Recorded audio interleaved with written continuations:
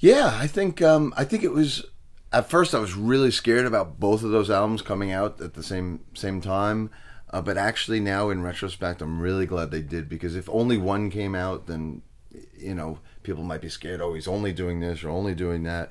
I think that they both came out. People can kind of hear both sides because they're so drastically different, And I think the reactions have been good. I think I think people are realizing that it's not going to sound like Dream Theater. Mm-hmm. That's the whole point of it. So I think people are finally getting that.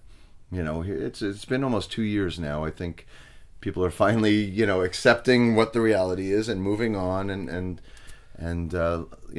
judging things for what they are, not what they think they should be.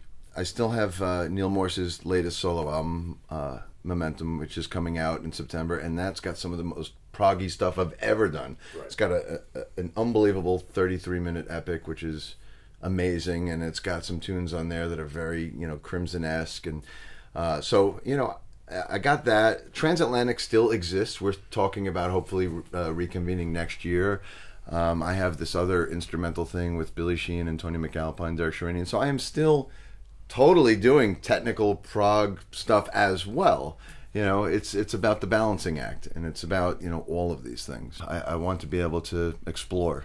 And I have this other thing going with Billy Sheehan and Richie Kotzen. We're going to start the album this is next that month. Blues trio. Yeah, and that's like a whole other side, a whole classic rock kind of bluesy power trio. So, I'm just like you or anybody else that's out there, a fan. I want to, I love so many different kinds of music. I want to explore and work with these great musicians that I admire. It's an amazing time for me to be able to do these kind of things.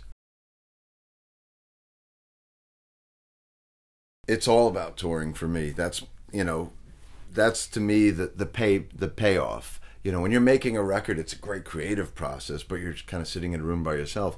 I need to see reaction and feel interaction, and it's not until you can get on stage and play the music for the people do you actually share it with them. So it's great making these records, which I made in 2011, but now in 2012 I'm getting the payoff of being on the road with them, and I'm out here with Adrenaline Mob now, and going to be out with Flying Clothes in September, and I just, that's what it's about, seeing the people out there and playing it and sharing it. I love it. A lot of people like getting the payoff of being on the road with them, and I'm, out here with